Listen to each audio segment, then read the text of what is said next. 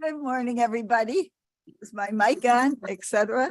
My name is Mavis Bates, and I would like to call to order the Kane County Energy and Environmental Committee for today, July 14th, and welcome everybody. Clerk, please call the roll. Allen, Caius, Caius present. Roth, Roth here. Strathman, Here. Young, Young here. Tarver, Tarver here. Bates. Bates here. You have a quorum in the room. Thank you very much, Clerk. I did not have any letters asking for remote attendance, so we will skip that part. May I have a motion to approve the minutes for June 16th? Madam Chair, this is Caius. I would request that we, for unanimous consent, for the minutes for June 16th, 2023. Do I have unanimous consent? Thank you very much. Is there any public comment today? Good morning. Then I will move to Ms. Wolnick for environmental. Thank you. We have a resolution before you this morning. As we discussed at June's meeting, we have interviewed for the sustainability manager position to replace Ivy Klee. We had a bunch of wonderful applicants that were interviewed, and we made a conditional offer to one of the applicants.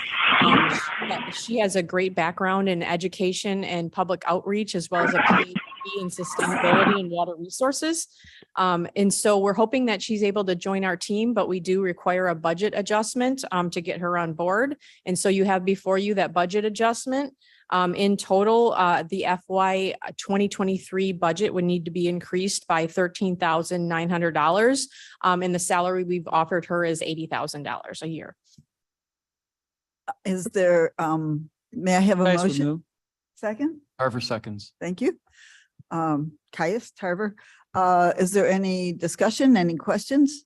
This is Caius. Would this fall within what our would there be a problem with this, a conflict with the whatever the equity research thing we're doing with human services on this? It shouldn't be. This position has been paid $91,000 to $52,000. In previous years, we've had 4 people in that position within that range, and she falls within that range of previous employees.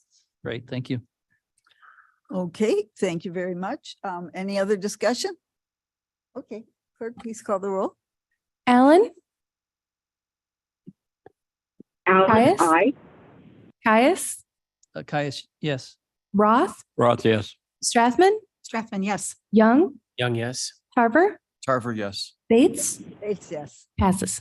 Thank you, everybody. Good. We're looking forward to this new hire and. Madam hopefully- Chair, Yes, Mr. Roth. with Miss Allen on, do we need to do the acceptance of her? Oh, Miss, Oh, you're absolutely right. May I speak, Madam Chairman? yes, go ahead. I'm just late, so I was just listening in and I got carried away. So discard my vote. I'll be there momentarily. Okay. All right. All right, never mind. All right. Thank you, Mr. Roth. Okay, Ms. You're welcome. Wolnick. Ms. Ryan. Oh, Ms. Ryan, moving right along. Thank you. Here I am with another long presentation, but hopefully you guys will find it interesting. We always do. And this is in response to Mr. Young's And suggestion. I looked it over. It is very interesting, actually. Awesome. Good, good.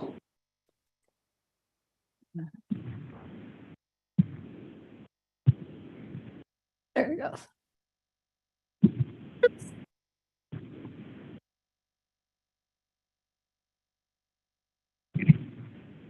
Where am I pointing this to move it?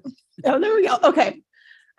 So this was based on a request by Mr. Roth that many folks in the room were interested in from our last meeting, which is looking at where we are on being able to recycle certain green energy implements. This time I'll be looking specifically at solar panels and then also high capacity lithium ion batteries. The batteries can be and are used to store energy from both wind farms and solar farms for off-peak kind of situations. But obviously the more common application at this point of time is electric vehicles. So there's a lot of kind of intersections of why we need to think about those. Okay, so one thing I wanted to kind of remind up front is that it's pretty much impossible to generate large scale electricity without some kind of waste. So, you know, in that there's waste coming out of green energy, it's not necessarily more or worse than the waste coming out of more traditional energy. With coal, we know one of the main problems in the environment are greenhouse gases. They also emit nitrous oxides, sulfur oxides on the gas side. For water pollution, there's often mine drainage associated with extracting coal. And then when you burn it, you do end up with solid waste, including fly ash, bottom ash, other kind of miscellaneous ashes and sludges in smaller quantities. And then if a coal-fired plant reaches the end of its life or is decommissioned for other reasons, the entire plant becomes essentially waste. With natural gas, a fairly similar story. You have from the burning of natural gas, greenhouse gases, your nitrous oxide, and some volatile organic carbons. That's kind of when there's alarms raised about indoor air quality and gas stoves. That's mostly what they're talking about. From the extraction of natural gas, you get some radioactive material in EPA talk. They're called TENORMs. That stands for Technologically Enhanced Natural Origin Radioactive Materials. Whew. So it's not that, extracting gas creates radioactivity, but it can expose it where it was kind of dormant and not really in contact with people before. And then, of course, again, if you decommission a drilling rig or any kind of plant, you're going to have that and the transmission equipment too, if it's no longer being used. Nuclear, I think that's mostly kind of intuitive. From the mining, you got some pit tailings, but mostly when we talk nuclear waste, we're looking at spent fuel rods, some contaminated water, decommissioned equipment. Pretty much an entire decommissioned nuclear site is going to be radioactive waste that needs very special treatment.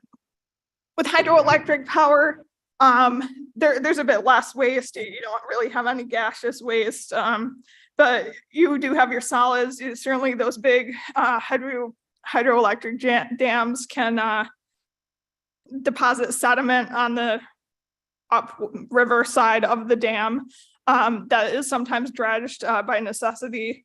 And of course, if the dam is decommissioned, the whole thing becomes waste. It often just sits there in place for a long time, but more and more we're trying to remove some of those unused dams.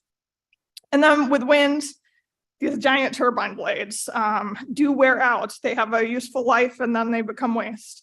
And if an entire wind farm is decommissioned, you would have some energy storage batteries associated with that. And then what we'll really be talking about today is the solar. So the panels also have a useful working life, as do any energy storage associated with them. So there is some disagreement actually about when in time we are going to have to deal with solar panels as waste in mass numbers. This green line on the graph represents every solar panel that's been installed since 2020 actually serving out its 20 to 25 year, it's actually 25 to 30 year life cycle. So nothing breaks, everything works great. In that case, we don't start to see a very steep increase in solar panel waste until about 2040 through 2045. It hasn't even peaked by 2050. So we kind of have to imagine it's still going up here. That's probably not realistic. We just know that about technology in general. It doesn't always behave how it was designed, unfortunately. So the blue line here represents maybe a more realistic view of what will happen with solar panels.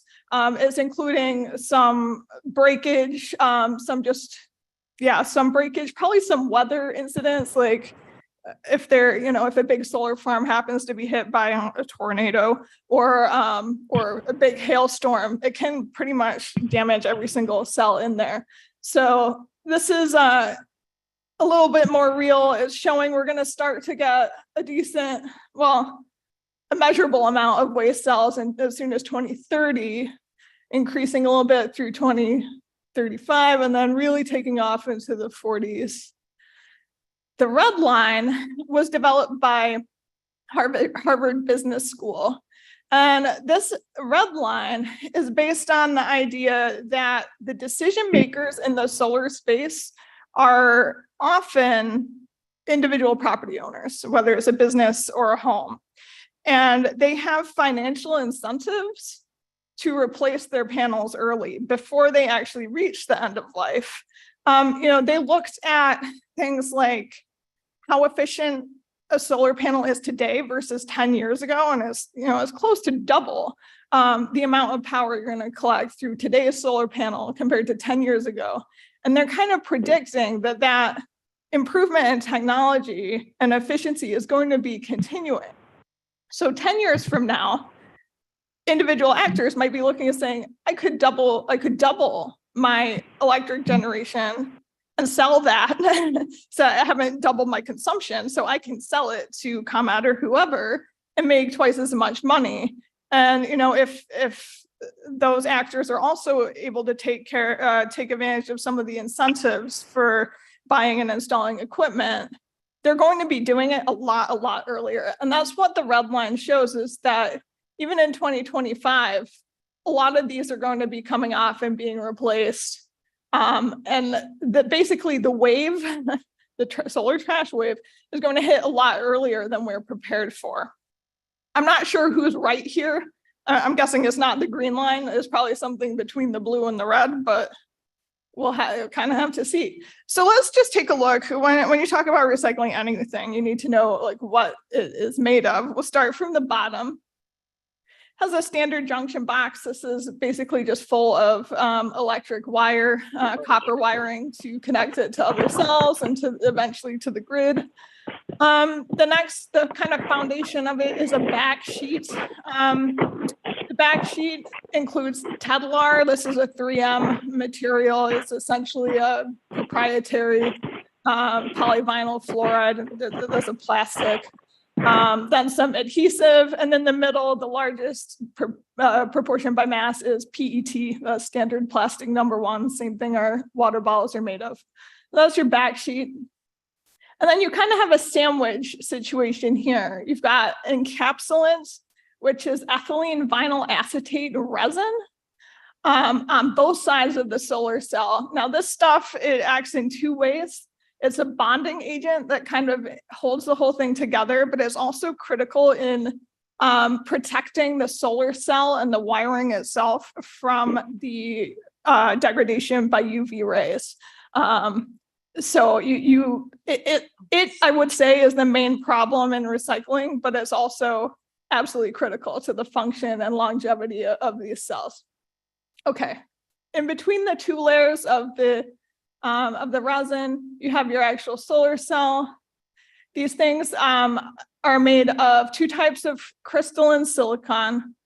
Electrodes, one of the electrodes, I believe this one down here, is pretty much always aluminum.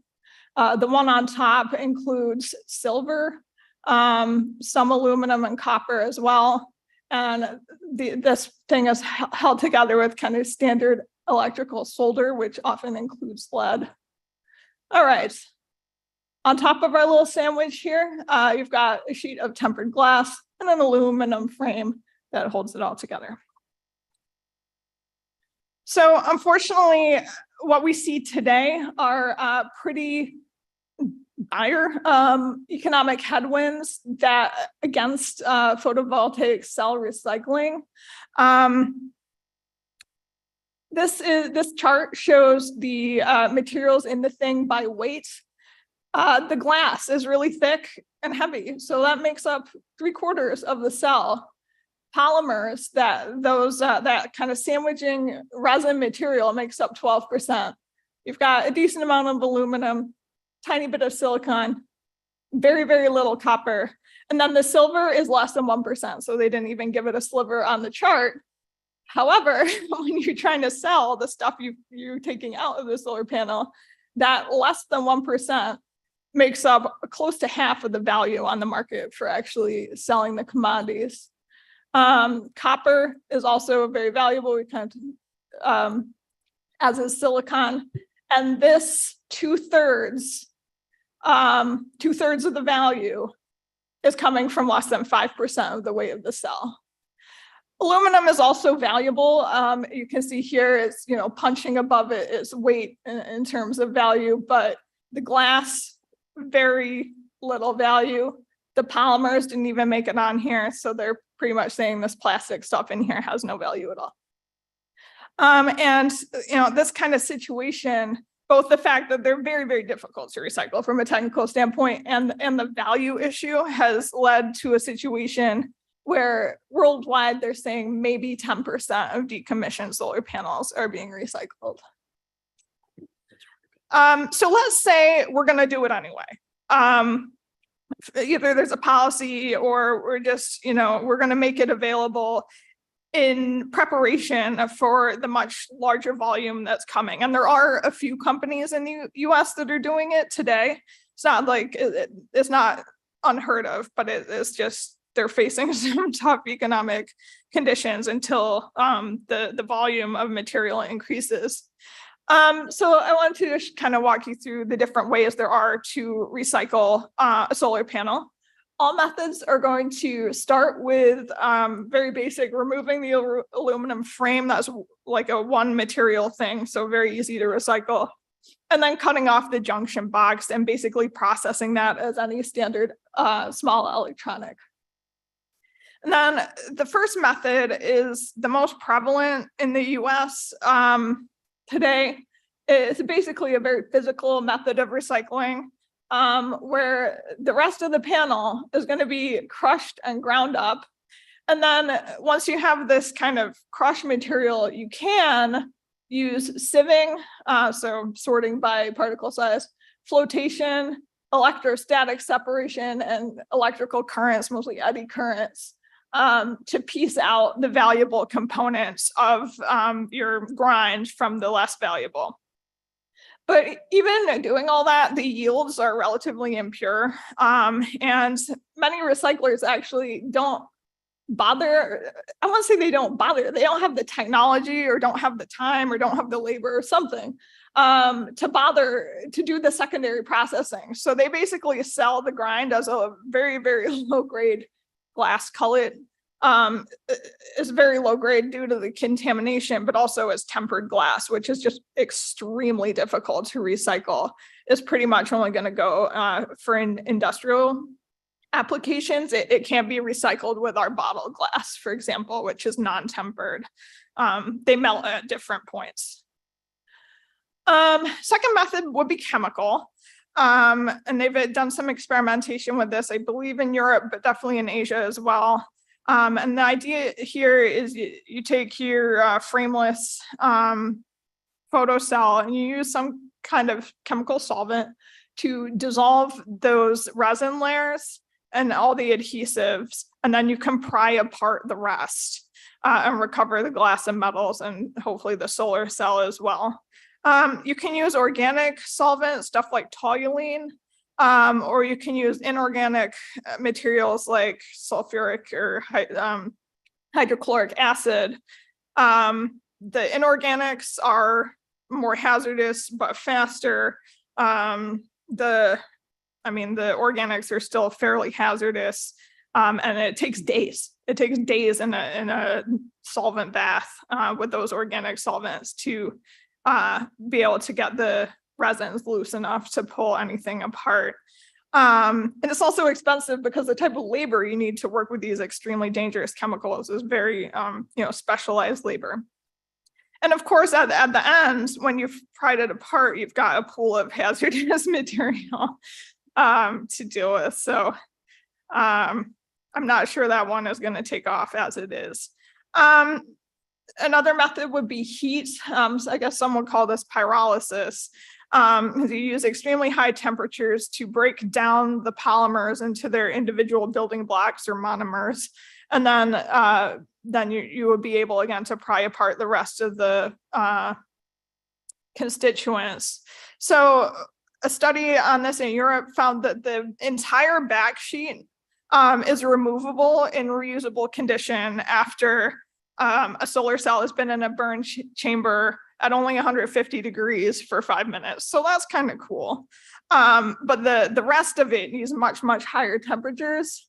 That EVA resin doesn't depolymerize until 500 degrees C, and a decent amount of time in there as well. But once you do that depolymerization, you can take the rest and get an intact glass panel and intact silicon wafers. It's very expensive because of the energy use, but also because the burn chamber, the size of burn chamber you need to accommodate whole solar panels is pretty big. So just the equipment, the capital expense is very high too. There is a hybrid method that kind of uses several of these. I believe this is the method being used at one of the prime recycling centers for these in Europe, is in Italy. So it uses a hot knife, but it's like it's infrared heated and it vibrates on a machine. It's not like a knife someone's holding. And it basically slices the glass off. I don't believe it keeps it intact. I think it breaks the glass up. But then the glass is gone and can be processed for recycling by itself. And then they grind up the rest of the panel. So you've got your silicon wafers, your polymer, and the back sheet all being ground up. And then they incinerate the grinds. So because you've crushed it, you've reduced the size of the pyrolysis unit you need. So you still would need those 500 degree temperatures though.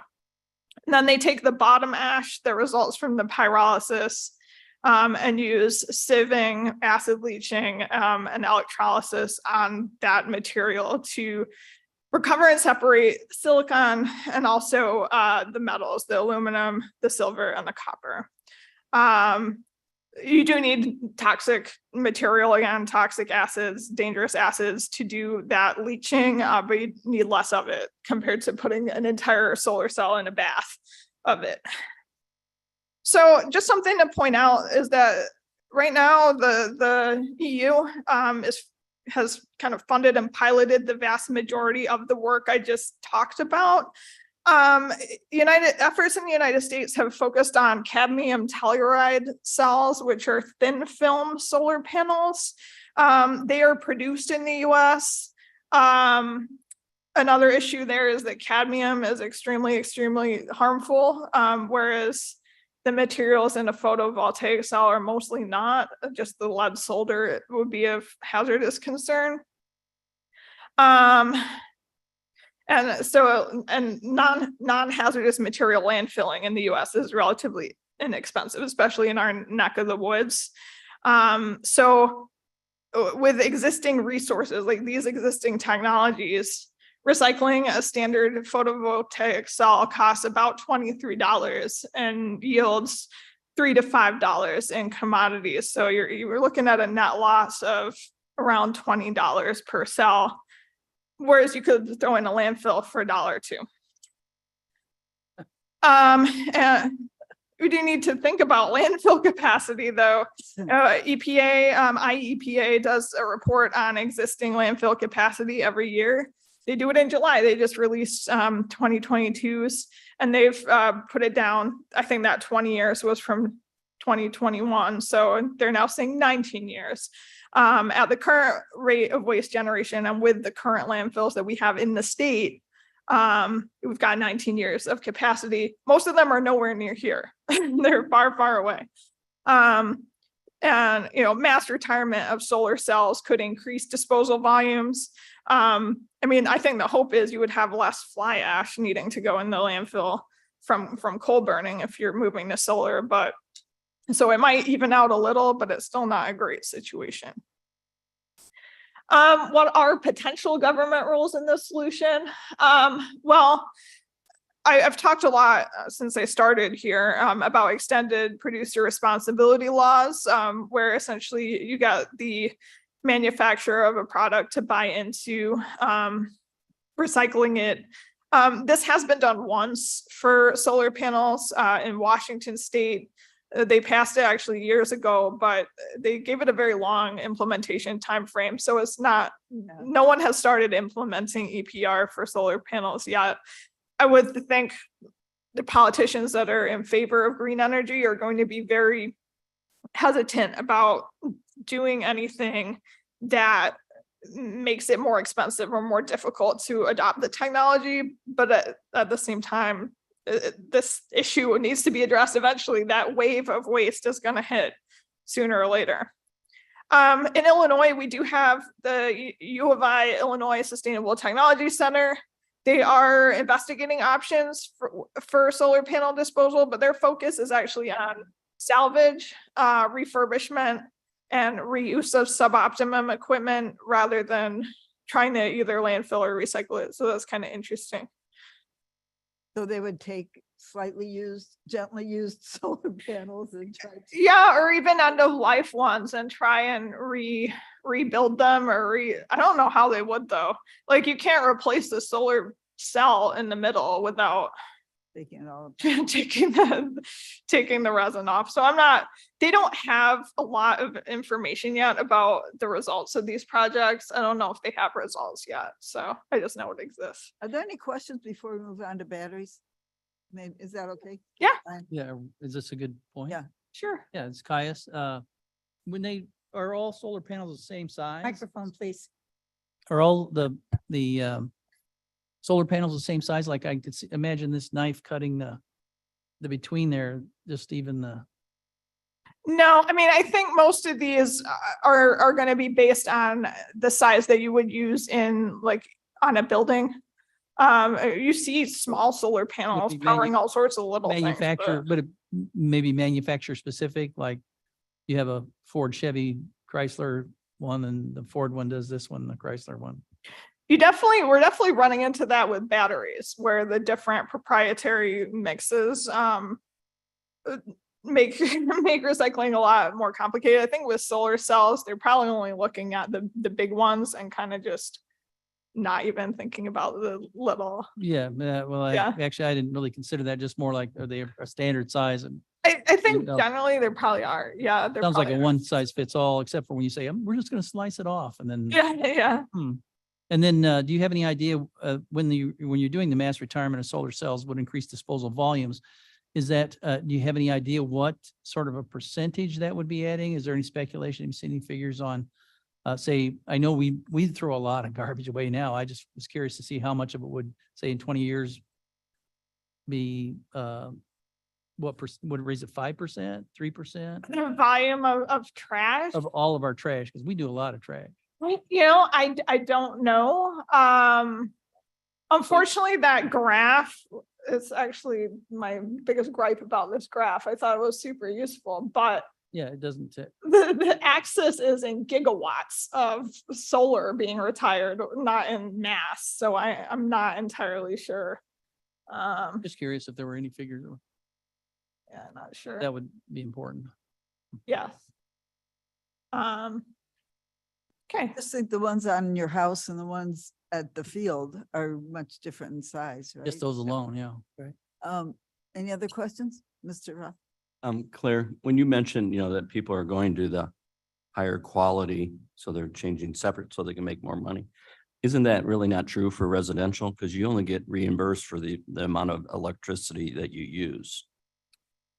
Which I thought you could, I thought you could sell your excess. not in residential, it's No? a state Yes, law. Yes, you do. Net metering allows you to put it back onto the. You can put it back on, but you don't get Up- paid for it. You up to only what get you paid up use. to What you what you use, Oh, which is, to me, is kind of a scam, because basically ComEd is getting free electricity from us. Yeah, after a point. And if the resident was able to use it, guess what? More people would invest in it.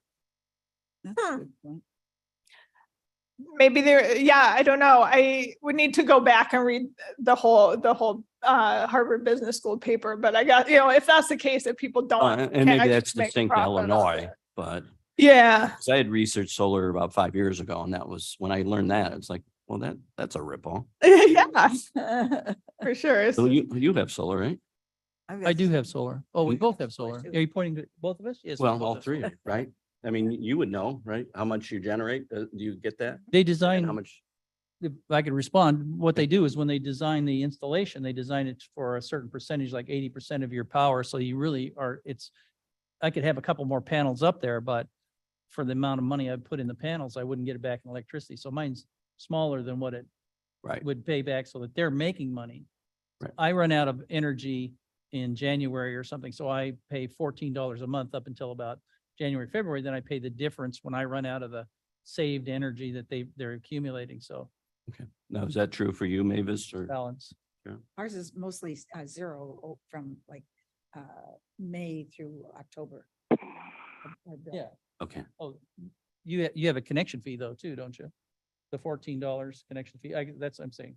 I don't know about Yeah, that. that's the transmission. Yeah, No, mine isn't that low because our roof to house ratio wasn't quite big enough. So Yeah. we never get it down to 14. but I had researched it 5 years Yeah. ago, and that was one of the things the person I was working with. Mhm. yeah, maybe, I mean, that would be an interesting, yeah. research and stuff. Maybe that curve was based more on like business applications, Yeah, because they do make the money. which that's not fair. sell it to your neighbor. Madam Chair? Madam Chair? Madam Chair. Is there any? Proceed. Oh, thank you. So thinking cradle to cradle instead of cradle to grave, are they trying to manufacture these better for recycling? I don't know if there's really a lot of options. It would require replacing that resin with something else that wasn't as hard to depolymerize, but it would have to work as well as the resin. Or else the whole cell is at risk of failing a lot earlier. So I'm not sure. Okay, maybe somebody's looking at that. What is it that wears out? Is the photovoltaic cells themselves get, Madam Chair, would you use your microphone, please? I'm sorry, I thought I was spitting right into my microphone. It's very Um, touchy. What? You have to be right on. Okay. Yeah. I think the one over there is a little more sensitive than, where was I? The What- what fails. and the Yeah, what is it that fails? Is it the photovoltaic cell itself degrades or gets contaminated or? I believe so. You know what? I had a really hard time finding that out. Okay, But, I think it is the electrical components. So the electrolyte electrodes on the, okay. yeah. I'm sure. I That's good. did some research and that's exactly what I found in my research, that's what fails. And the photovoltaic cells are, it's what they call thin film circuits that are on there that have been manufactured for many, many years. Flexible thin film circuits are used on the solar panels. It's low cost and they're effective and they're getting more and more efficient every year. So I don't know if there's a new technology that would be coming out anytime soon, but that's what fails on these. If just they wear could out. last 50 years instead of 25 years, maybe To be that's determined, the we'll goal. find out. And hopefully the technology will be improving Yeah. that way. Sitting out and baking in the sun every day for 30 years is a hard place to be, I'd imagine. Yeah. Yeah. Any other questions? I've- Mr. I've- Young? I know. I have a question, David Young. Yeah. You had mentioned 19 years of capacity in our landfills at the current rate. Mhm. Are you talking about the United States landfills or just, you had mentioned Midwest is Yeah. like where most of the landfills seem to be. I didn't know that was even the case, but No, that's the state of Illinois. Okay. So that's the trash coming from Illinois going into landfills in Illinois. okay. You certainly can send your trash out of state. Sure, let's do but that. it's- Yeah. It's our garbage. like New Let's York send them does. to Mars. I believe Mars. that's Elon Musk's. Oh, let's get on the trash train. Okay, so we have 19, that's United, that's an Illinois thing. So with all of the, and does that include the anticipated red, green line, whatever, or in between that you want to go on? Is it the Harvard Business School put together? Is that based upon what trend? Is that based upon the 19 years? of I Illinois? believe it's based upon waste volume, historic waste volume trends. So they're looking at the trend, like the IEPA does not do a lot of data collection with trash, but they do have some idea of total volume over the last 10 years, and they're just assuming whatever trend is there is going to continue. Because It's not nuanced. because Sorry. a lot of these solar panels, I mean, they're just really getting popular now. And all of a sudden, 20 years from now, you're going to have these solar panels potentially needing to be replaced and recycled somehow. Yeah. So then what do we do with that Yeah. There's a lot. bill? There's just a lot of hope in general that both the solar space and the battery space that is going to make sense at massive scale when it doesn't make sense at small scale. I don't know how realistic it is, but that's kind of, there's a lot of optimism. Hey, pray. Yeah. Helps. It's about the same time we run out of water. Oh, boy. Well, and let's Um, not- hope is a moral imperative. It is immoral to, It's- Right. but pray to God and row for shore. And Yeah. that's what we're doing here. We're rowing for shore. Okay, go ahead. Okay. Let's take a quick look at batteries. So in 2023, there are only lithium ion batteries. About half of the batteries we have available for recycling today they're called portable. So that's basically anything in a small electronic device. So it would be cell phones, laptops, headphones, those Apple Pod things, and like anything small electronic lithium ion battery. That's what that is. So that's half of them. And we do see also, we've got a decent amount of this green. This is personal mobility. Those are your hoverboards. Jody brought me a hoverboard battery to recycle today, so that's why. But also e-scooters, e-bikes. The vehicles, light electric vehicles are barely a blip on here. Somehow heavy ones are more. I'm not sure if those are mostly commercial, like in industrial applications. I'm not seeing a lot of electric trucks around, but I don't know. There And are a then- lot of coming up. There are a lot of, I was at a trade show and everyone has got an electric forklift now. Forklift, Yeah, that's right. yeah. Everyone has it's crazy. I thought that might be the case, like something that's out there, but kind of out of sight for most people. And then you do have a decent chunk of reused batteries, because what is happening, which is a good thing, we promote reuse, but a lot of these personal mobility batteries and things like that, personal mobility can also be wheelchairs. These are very, very powerful batteries because they have to be, but once they reach the end of their ability to kind of charge whatever it is they're doing, they can be used for much lower energy applications, and that is sometimes happening. But what we see over time is that this portable electronic device thing, this is pretty flat, but they're expecting massive, massive increases in the EV batteries, both the light and the heavy. A lot of these reused batteries that were kind of circular in here are going to reach the real end of their lives too. You've got a lot more computer backup batteries coming in. What is this one?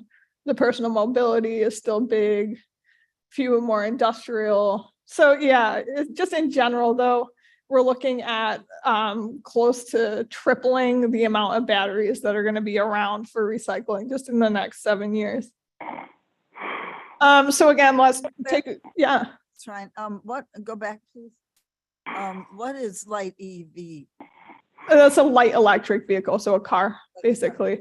I'm not sure what like a Rivian would be, if that's still light or if it's heavy, but Oh, okay, so like a Chevy. the Volt Chevy or Volt, yeah, okay. anything like that.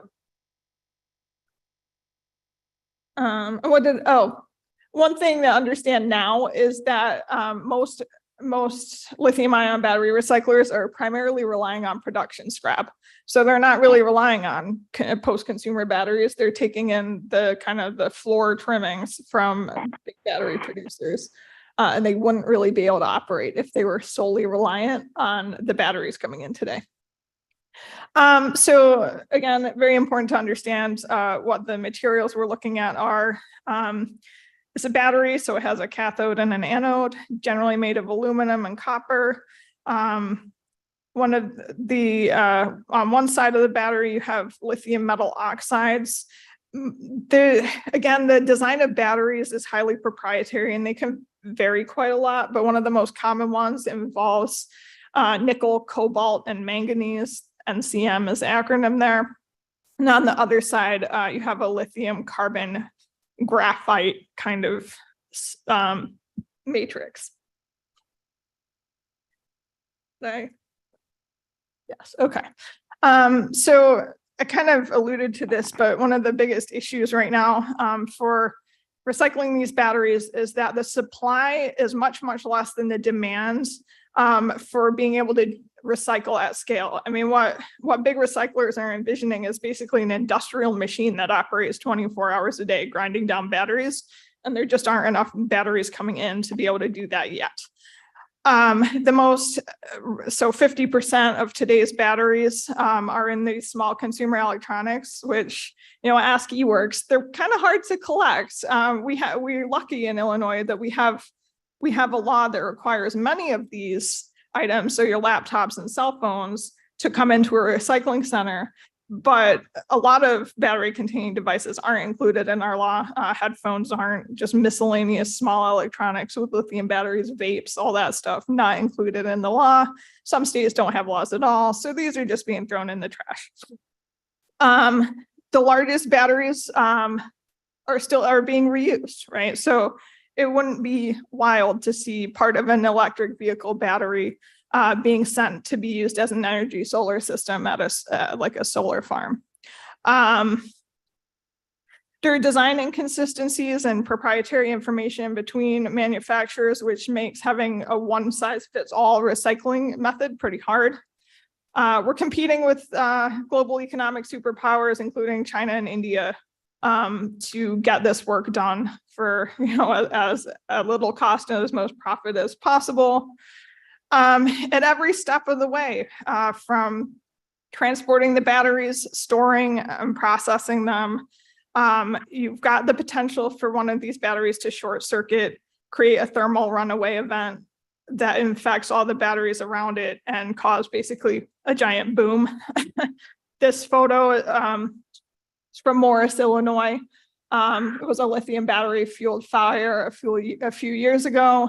Because what you're finding is a lot of people are getting into, they're taking the batteries and they're storing them long-term in the hopes that there's going to be a buyer down the road in a few years once battery recycling really takes off. Based on the information available, it seems like the guy that owned this site was a bad actor and was not storing them in suitable conditions. The place had a leaky roof, the batteries were getting wet. But yeah, the whole thing blew up and there was an evacuation zone around this for days. Where was that? Morris, Illinois. Gosh. Yeah.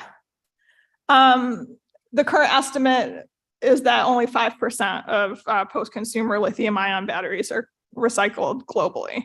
It might be a bit higher for the US, but I wasn't able to find that number. So again, let's say we're recycling them anyway. What are the ways that you might go around doing it? I found a really nice graphic that basically walks through all the various versions. This would be your physical disassembly. This has to be done. So I don't know why they didn't put this inactivation up here, because they should have. You have to inactivate a battery before you can take it apart. Often that's done by soaking it in a brine solution and just making sure the reaction goes all the way to completion. So there's nothing left in it until you charge it up again. So they physically disassemble it. They end up with this, I think this is the graphite material, and then some depleted nickel nickel, manganese, what was the other one? Cobalt, there you go. You can add some lithium to this, go through some chemical processes. I don't know what calcination is, I'm sorry. And then you end up with a regenerated material that can go into a new battery. Really, really quick sidebar, cobalt. Not only is it rare and valuable, but right now it's mined in extremely conflict-prone areas of the world with terrible labor practices. So that's one reason, in addition just to the economics, that it might be important to recover and be able to reuse some of this material. You can go the heat route for sure. Basically putting your very explosion-prone batteries in a giant kiln. You're gonna get some charcoal and some slag, smelt that. You're gonna make some hazardous gases. You're gonna end up with an aluminum lithium slag that there are some industrial uses for this, but it is not of the quality where it can be reused in another lithium ion battery, unfortunately. And then you have a transition metal alloy. That's your nickel, aluminum, copper, cobalt, manganese junk in there. And then this one is hydrometallurgy. Oh my gosh. So in this one, you're deactivating it either with the brine, or you can use a negative pressure chamber, grind it up, do some sieving to separate it into different elements. You end up with a black mass, which is where all your metal is. Put acid in it, do some leaching, precipitate, and then you can recover lithium products, I believe cobalt products, and other materials for use either in more batteries or a different use. Again, looking at government roles in the solution, those extended producer responsibility laws have taken off a little bit, but more than say solar panels. There are 4 states and Washington, D.C. that have a modern law covering small lithium ion batteries, but they are only looking at the small ones, at those kind of small electronic device ones. They don't cover the e-mobility batteries. I think there's one that does, but most don't. None cover electric vehicle batteries. There might be only one again that includes embedded batteries that are not designed to be removed. So your cell phone, these days you can't really remove and replace the battery. That's the kind of thing they're talking about. If you can't remove it, it's not covered. All utilize cost internalization rather than a fee. So no one's paying like an eco fee when they buy a battery.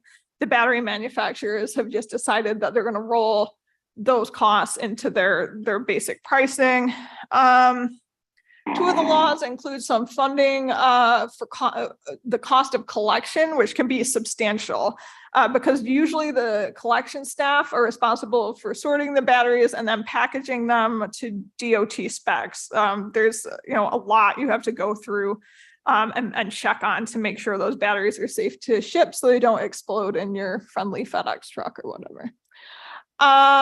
All of the laws include outreach and education to try and boost the incoming batteries, so consumers know which they should be taking in to recycle and which not. And 2 actually require changes in labeling from the battery manufacturers to make it more clear what you're supposed to do with this thing. I actually just found out recently there's a current Department of Energy federal grant program to boost lithium ion battery recovery. There's a consumer education part trying to just increase people's willingness to take their batteries into the existing drop-off locations. And then there is a program to establish more local government programs for collecting batteries. I guess the problem with it is that the minimum amount of the grant is very, very high, and the cost share is also very, very high. So I don't think it's probably going to be a good fit for us to apply to. It's certainly not a loan. The state, if the state could kind of do it and then pass through, kind of like what Jody was talking about before, that might be an option, but otherwise it's not looking good. The U of I sustainable, yeah. Sorry, quick question just regarding that. Isn't there also a fire hazard when you collect it that you gotta, like to have a deposit at a Ace store? They probably wouldn't want it because it would be a fire hazard, wouldn't it? If it's not stored right. Yes. there is some, I guess what you'd want to have would be your sorting people, sorting them as they come in, not like just letting them accumulate in a giant heap. And then you just cover the terminals so they can't react with other batteries. You also assess it for damage, like if there's any swelling or leaking or burn marks on there. I mean, it would be a good fit like at our recycle centers because they're out, you know, most of them are outside and we could set up that, but the funding is, I don't know if you'd want lithium ion batteries and like without air conditioning, honestly. Oh, Like, I mean, then it would have to be researched, but that's, yeah. okay, thank you.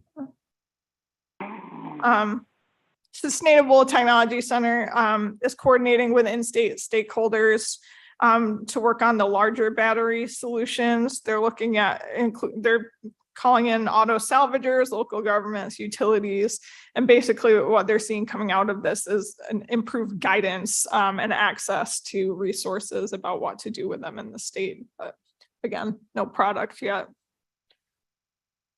So that was kind of the end of my presentation. I do have just a few quick program updates, but that was the end of my batteries and solar stuff. Any questions? More questions? Mr. Young? Thank you for putting this together. Yeah, no, it was very good. Claire, I have a friend that works in the battery industry, if you want his name. Yeah. As a contact. I think his company's in Indiana, because he had mentioned they were working like on a different technology than lithium. I think it was the lead that they were getting them up. Are they doing lead acid battery? Yeah, Well, I'm not an expert on what he's doing, so but I would be willing to pass the name offline. that'd be cool. Thank you.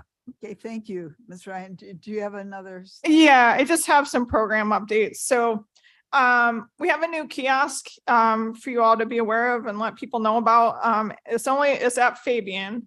And it's kind of a self-service little bins situation. And what we're doing there is we're now accepting inkjet printer cartridges, multi-beverage holders, so the can caddies that snap on top of cans, but also the plastic rings that strangle poor little ocean birds, eyeglasses and hearing aids, and then small dry art materials. I really don't want paint and like glue in there, but basically everything else. And what we're doing is kind of creating a collection point, and then giving those materials on to other local nonprofits like Lions and Scarce that take the material and do something good with it. We're not competing with those organizations. I'm open to ideas for other materials, but they do have to be small, safe, and not temperature sensitive, i.e. we can't take lithium batteries in here because it might explode. Yeah. Extravaganza is coming up. Claire. Yeah. Madam Chair, before you move on, would you ever consider taking fabrics? Fabric? Yeah, eWorks already takes fabrics there. All right. Yeah. People can put like sewing supplies in the art, and with the art supply, like so fabric scraps, quilting material, stuff like that. Thank you. Oh, Claire? Ms. Yeah. Ryan, will we ever take plastic bags? I doubt it. You need a really, Take some, so. Jewel takes them, you need a really big, you need a baler to bale them up to sell them to trucks. You also need a really big storage area that won't blow away. Okay, all right. That's not one we're looking at. Extravaganza, yes, it's coming up July 22nd at the circuit clerk's office. We will take fluorescent lights and bulbs and LED bulbs, the consumer electronics, clothing, textiles, and cardboard that our centers take 5 days a week, books actually for reuse this time, bicycles and bike accessories, styrofoam, aerosols, small compressed gas cylinders, child car seats, latex paints, batteries for the one and only time this year. And we will not be shredding documents. That's a big question. A lot of people are calling me about no shredding. I'm sorry. Sometimes folks from this committee volunteer at those events. You are definitely welcome and appreciated. It's a great way to kind of get out there and just talk to people who are jazzed about getting rid of some stuff in their garage. And just a quick announcement about the electronics program. We participate in the State Consumer Electronics Recycling Act program. We apply every year to be part of the program, and we are assigned a recycler by the Electronics Clearinghouse, which represents electronics manufacturers in Illinois. They changed our recycler for next program year, which I believe is the 2024 calendar year. We don't need to change, however, our collector eWorks. They have worked with our new recycler. They're called MRM before, and they anticipate basically no changes from the public side of our program. So at some point though, in the coming months, there'll be a resolution before the committee to have some kind of MOU between us, eWorks, and MRM, just so everyone is kind of copacetic about the program. That's basically it. Finally. Thank you. Thank you for your hard work on Yeah. that presentation. And hopefully you'll give us an update in a year, maybe much more Figure it out. optimistic. Ms. Walman. Thank you. I'm playing the sustainability manager today, so any errors or incorrect information, I don't claim to be responsible for. So we have a great update on the solar project out at the Judicial Center. All the panels are currently up. They did fly a drone recently, so that pictures of just about them completing the panels. So we're working with ComEd currently to confirm the shutdown date. And we have a large group meeting this coming Monday with representatives from the sheriffs and the judicial center staff to ensure that the shutdown date coordinates well with their processes and procedures and their busy times in both the jail and the judicial center. We are working with building management. They will be confirming that the generator is in well working condition for that shutdown. It will be occurring overnight. So we are ensured that the temperatures are as low as they possibly could be before the HVAC system is shut down. And our third party inspector, electrical inspector, will also be on site during that shutdown to ensure that all the electrical work meets code. Okay, Ms. Walnick, is the shutdown the turn on? No, the shutdown is actually making the connection to the three ComEd okay. meters. So the entire buildings need to be shut down from electricity. And so the generator is really only running emergency stairwell lighting and elevators, but it does not run a lot of the other equipment like the HVAC and the air conditioning. So if we get to the date when the shutdown is going to occur, and it's one of those nights in August that it never goes below 80 degrees and high humidity, we'll be rescheduling. And on ComEd's side too, during those periods of really high heat, they're usually busy anyways. And so we would reschedule it to a night that we know it's going to be cooler temperatures. Because this is the jail, right? Yes, and the jail operates 24/7. So we want to make sure that we're working with the sheriff's office to ensure that when the shutdown occurs, it's during a quiet period for them. This is a photo of the main section of the panel. You can see all the panels up. The berm is on the left side, and then the jail is on the left side of this photo. Wait, the berm is on the right. On the right side. Yep. Right here.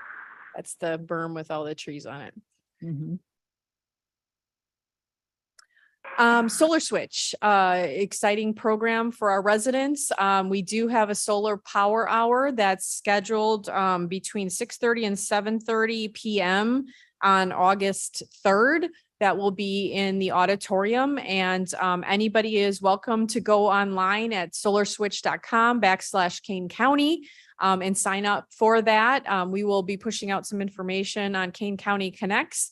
And that will be a great educational opportunity for our residents that might be interested in considering solar to get some additional information.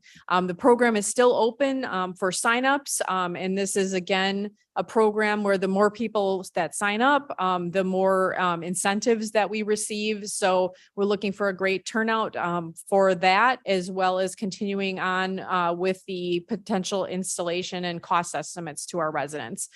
Courtney Meyer at our department is the contact for that. Her phone number is up there with anybody with any questions can contact her. We will again be pushing out more information on that power hour on August 3rd. The Climate Action Implementation Plan, the next meeting is scheduled for July 20th. This is our core group that will be working on specific items in regards to the various transportation, building systems, agricultural sections of the plan, and we'll be starting to drill down on some of those goals. This will be the first meeting that kicks off a series of 7 or 8 workshop meetings that will go through December, January of 2024. If you are interested in more information, certainly visit the website that's up there, and the survey is still open until September 1st. We are still looking for some survey responses from our younger folks. That would be high school students, college students, people in their 20s and early 30s. We do have a lot of responses from our older residents, but would like to see more responses from our younger residents. And so if you have any connections to high schools or anything and want to push out that connection on paleblue.climate action plan, so we can get some more surveys from our younger folks, that would be greatly appreciated. And this is just the schedule for activities. You can contact me if you need any more information. That's all I have. Okay, great. Next we will go to Miss Karen Miller. Good morning. I have been looking for opportunities for funding for our anticipated work on tree protection ordinance and forest management plan. And I have nothing to report today, but as I do obtain information, I will bring that to the committee. As you know, I am the co-chair of the Chicago Region Trees Initiative through the Morton Arboretum, their Trees and Green Infrastructure Working Group. And so we are the ones that have been developing the 21st Century Ordinance Builder for tree protection. And so I will be looking for some funding to present to Kane County possibilities for that. Okay, thank you. Is there any way we can help you with that? Is there someplace we could be looking to, or? If you happen to come across a source that you think. How much do we need? Well, that's another issue. We're going to have to try and figure out an Okay. estimate of hiring a consultant and what that would cost. Okay. And so we need to go through that process also. And I am working with Morton Arboretum staff to come up with some recommendations about how we can proceed in getting an estimate. Okay. So we know what to ask for in terms of grant funding. Okay. Any other questions? Okay, well then, for my comments today, Madam Chair, there's oh, new yes. New Mr. Young. business. Oh, new business, Mr. Young. I wanted to bring up and ask you two about the whole, the fires in Canada and, all that nasty smoke we had coming through here, and they actually declared Chicago at the end of June, one of the worst cities in the world, actually. And I read somewhere that there's I wrote it down, 21 million acres that have burned so far. I mean, what is the detriment to? It almost is like the detriment to North America. I mean, as all that smoke comes our way and all that and everything. I just wanted to have your comments on it. Yes, certainly. It's not something that we're experts in, but the health department with their health survey does work on air quality. And so we can reach out to them and bring some additional information back at next month's meeting. I just wanted to I was more thinking on the environmental side of things. I mean, I read for every 100,000 acres that are burned, it emits the same as a one coal fire plant. So you're looking at what, 200 coal fire plants, like all of a sudden, emitting that stuff in the air. So I just want to know from an environmental standpoint, what happens when all that CO2 and everything is there something that is a problem or not, or will it just be recycled? I remember, it kind of reminds me when we had the oil spill in Louisiana or Texas. Remember that the Mhm. big oil spill underneath in the water, but now that Yeah. everything, the whole thing kind of cleared up. I mean, Mother Nature did its course and, everything is fine now, but is the same thing going to be fine? I just want to, I just, since it's happened so quickly, or it just happened so recently, at this meeting, I thought I'd just bring it up and get your input on it. I mean, it's always a little bit of a tragedy environmentally when a forest burns because you're taking a carbon sink and turning it into a carbon source. I mean, like you said, I think, for sure, it's a spike in greenhouse gas emissions. It's as we all experienced, it's a spike in those particulates that make it difficult to breathe. Then that kind of stuff, like the particulate matter, is so weather dependent, like both on the local weather, but also the wind patterns, where it's going to go. It was in New York, it was in Massachusetts, it's hard to tell, if we're going to have more days like that this summer. It's possible. And yeah, it's acute and it's terrible for everyone, but especially for people with existing conditions like asthma or other lung damage. But will there be an impact on the environment with all that going on? I'm just curious. Sure. That's, Fallout in the water, probably, right? we have to, Karen's got. Ms. Miller. I think it's also important to recognize the importance of the loss of all those trees, and the ecosystem services that those trees provide is now gone. In addition to what you're talking about, the pollution, but on the other hand, we've lost all those trees. All the habitat for all those Yeah. birds and I was just really focusing on this committee, the environment, and how that affects us. And it sounds like we don't know. Just no good We could answer. Look into it and bring something back next month. Okay, Mhm, it was just part of, it happened so recent. I thought it would be something that we should mhm. talk about. Thank you. I'll put my 2 cents worth in, which is climate change has become a positive feedback loop where the things that have happened, higher temperatures, drought, are creating more higher temperatures and more drought.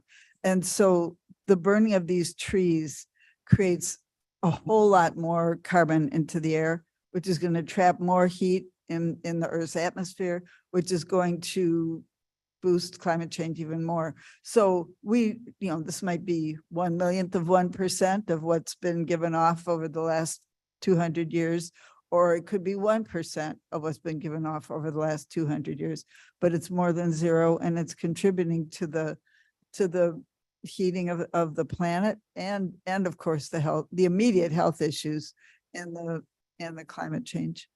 So it's not good. As you already said. I think that's a very interesting statistic. It's like 200 coal burning fire plants. all at the Right, it's same like time. it's approximately 100. I read here, this is from the NOAA. I just got online, I got curious. 100,000, approximately 100,000 acres emits the same CO2 as one coal-fired power plant in 1 year. In 1 year, A whole year. yeah.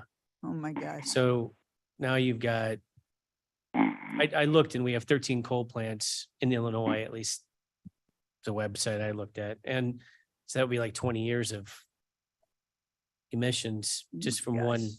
One great big. big forest fire. Yeah. So, Okay, thank you for those comments. So I think those are my chair's comments, that everything we can do to stop climate change the extreme weather conditions that are happening right now, every day. My gosh, I was looking it up, the average number of tornadoes per year in, it said northern Illinois, who knows exactly what that is 9.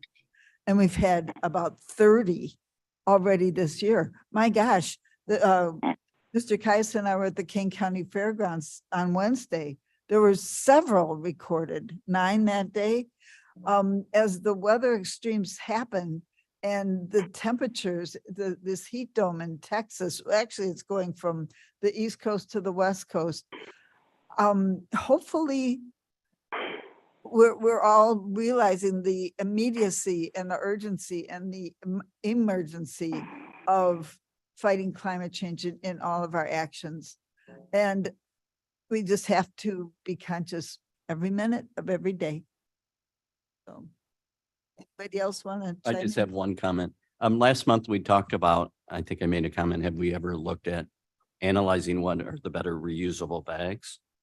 And then on June 28th, King County Connect had an article on it. Yeah, I did a Talk about- series of 3 reusable bag reviews. Right. The very short version is that my favorite are nylon or polyester fabric. Second favorite is canvas. They're durable and they're washable. They're storable. They don't fall apart too much. I just got to laugh because I brought it up and then all of a sudden 2 weeks later, they had the article. Somebody's I listening. do. Thank you, Claire. Okay, Mr. Kais? today, July 14th is Shark Awareness Day. We adjourn. Or no, we have, I move reports on Oh. file. Before the I would shark ask, we attacks. reports on, I would ask for unanimous consent to put reports on file.